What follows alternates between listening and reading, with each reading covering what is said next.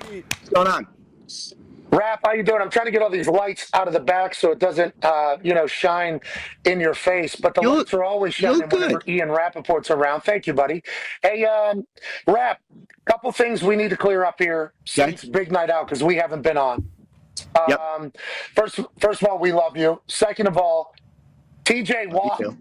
We talked about this early in the hour. We don't know what it means.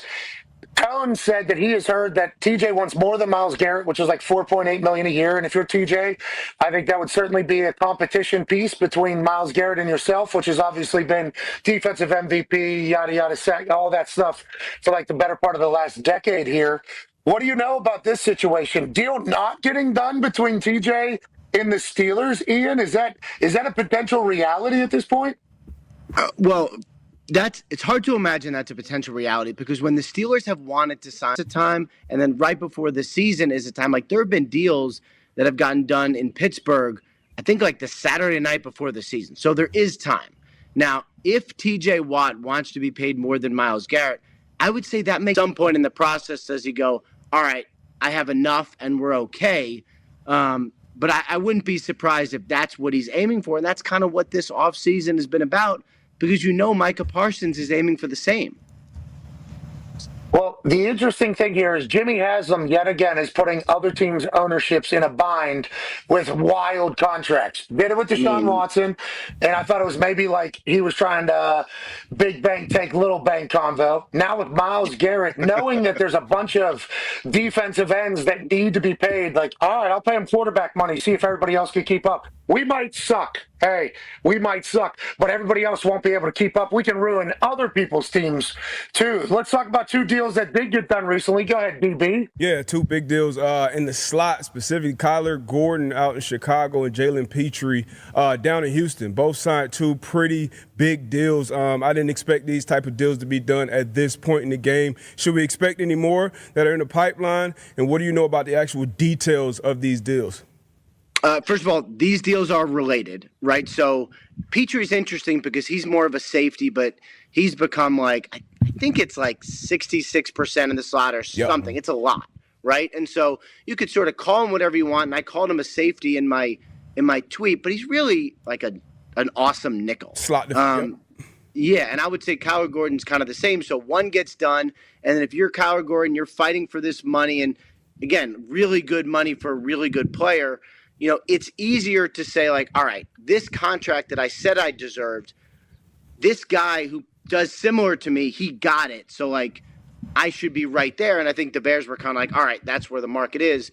I would also say for the Bears, I mean, actually for both of these teams, it's like a really good draft pick, pretty high, who does everything right, is a good person, makes a ton of plays, and gets paid. Like, as an organization, these are the guys you are dying to pay. And, like, you can see the comments from Ryan Poles the last couple of weeks. Like, he has wanted to pay Kyler Gordon, and I'm happy that this deal got done for him. D-But, do we want the insiders to start reporting them as nickel? Do we want that, or what do we want? You know Good question, actually. These guys are football players, slot defenders. Derwin James is another guy who's a safety, but played, majority of his snaps in the slot. A lot of guys, you just add value. I'm happy to see these guys finally getting paid like this. Kenny Moore is a guy. Jordan Lewis got paid in Dallas that reported that he was, the highest deal. So now to see Kyler and Jalen get their money. But these guys can move around. They can impact and help a football team. Tyrann Mathieu has done this for a long time. Jalen Ramsey. All these guys can move around and just add tremendous value when they can go in that. But slot defender, safety, they're great football players overall. Yeah, but like, should we start building that brand a little bit here? Should whenever it gets reported by Rappaport say, hey, to whatever you want this to be called position, because I believe you play this position obviously amongst many other positions.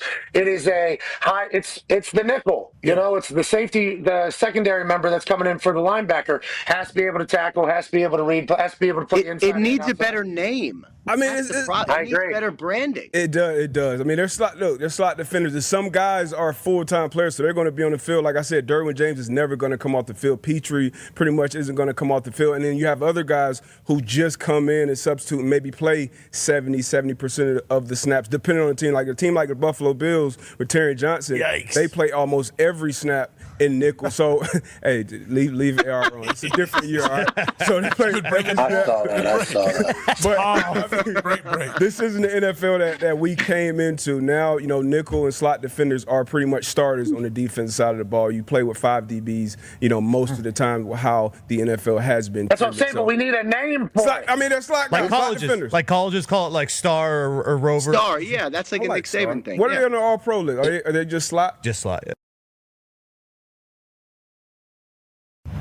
All right, slots. Hey, There you go. there's good slots out there getting paid. So many I'm happy slots. for them. I am very, very happy that they're getting paid. Now, there's other stuff happening around the NFL. Bon Man, your question for Rap. Yeah, rap sheet. Other big news: Derek Carr questionable now for this season with the shoulder injury. He might be done. Is there a chance the Saints now look to move up in the draft to kind of get a younger guy who kind of fit their cap space as well? Do you think that's a possibility, or do you think they're probably going to stay at 9 or even possibly get in on the Aaron Rodgers sweepstakes? All right, we'll hit the Rodgers one first. I would imagine if you're the Saints, first of all, this hurts them cap wise, if only because it's $40 million allocated to a guy who may not end up playing for you, right? Like there is a possibility that Derek Carr does not play this season. That is real. Like, that is real. He may have surgery. He has a decision to make. That is all real. What happened? Yeah, wait, how long have we known, Rap? Okay. This has been just being totally honest, this has been a difficult one for me to figure out. Like, I know the status of his shoulder now. He is currently deciding, seeking medical opinions, seeing if he needs to have surgery. I have heard varying views, reports, facts, whatever you want to call it, about when this actually happened. Was it something that he had been dealing with that worsened? Was it something that he hurt when he broke his left hand late in the season, whenever that was, and just, still is bothering him? Is it just wear and tear and just can't go forward? Like, just to be totally honest, like there are a lot of questions that I don't really have right now. And I think the Saints, I believe, knew, but a lot of their players did not know. And so when this news happened, like, I think for a lot of people who either are with the Saints or are closest, we're kind of like, hold on, what? Like, wait, what? Like, that's how this news felt. And so, like, you talk about the impact on the draft, like, pretty real. Like, rarely do you get an injury like this that really does dramatically impact the draft. But if you're the Saints, like, if you were debating, do we take this guy at 9 or take him in the second round, like, might this make you move it forward? I think possibly it could. Go ahead, AJ. What about the Aaron Rodgers situation? You didn't really mention that too much. Like, is he a possibility? Is he in play here for Kellen Moore as a first-year head coach? I meant to mention that, but then my brain got sidetracked. That happened. That was on me because I said, what happened? What happened? What happened? Yeah, Sorry, 100% my sorry. fault. no. Team effort. Yeah.